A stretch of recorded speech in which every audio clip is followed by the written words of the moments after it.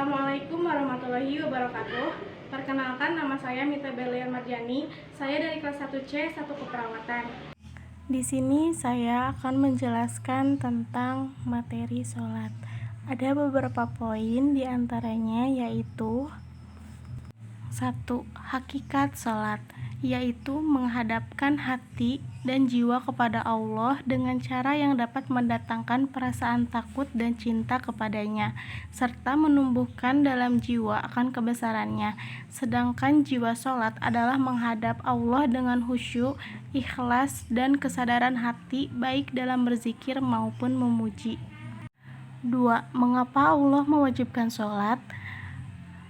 Pertama, sholat adalah tolak ukur amal, yang berarti bahwa kualitas amal seseorang ditentukan oleh sholatnya. Yang kedua, sholat adalah tiang agama. 3. Sholat adalah kunci surga.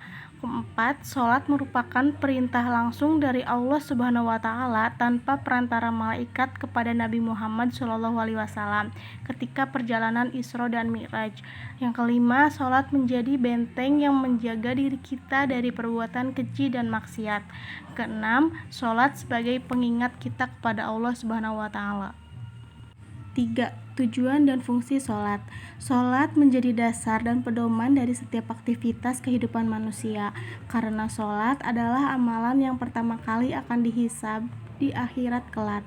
Oleh karena itu, sholat merupakan ibadah yang mengatur segala aktivitas, baik itu diperintahkan maupun dilarang Tuhan.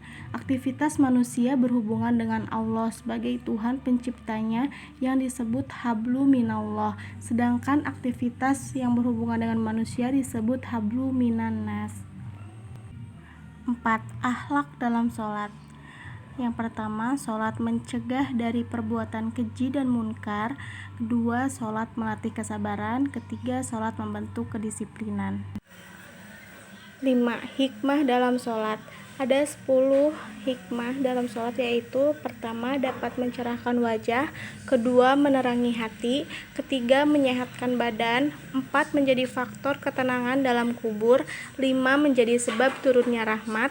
6. Kunci membuka pintu langit. 7. Dapat memberatkan timbangan. 8. Tempat keridhaan Allah. 9. Bernilai surga. Dan 10. Menjadi tabir dari siksa neraka. 6. Makna spiritual sholat. Sholat adalah ibadah yang wajib dilakukan oleh seluruh umat Islam. Sholat dilakukan dalam 5 waktu. Sholat dilakukan untuk sebagai rasa syukur kepada Allah Subhanahu wa Ta'ala. Yang saya ketahui adalah mendekatkan diri kepada Allah Subhanahu wa Ta'ala, memperdalam ilmu Islam, dan juga sebagai bentuk syukur kita kepada Allah Subhanahu wa Ta'ala. 7. Ancaman bagi yang meninggalkan sholat. Pertama, mendapat kerugian dan kejelekan di hari kiamat. 2. Tidak bisa sujud di hadapan Allah pada hari kiamat. 3. Diancam dengan neraka sakor. Mungkin itu saja yang dapat saya sampaikan.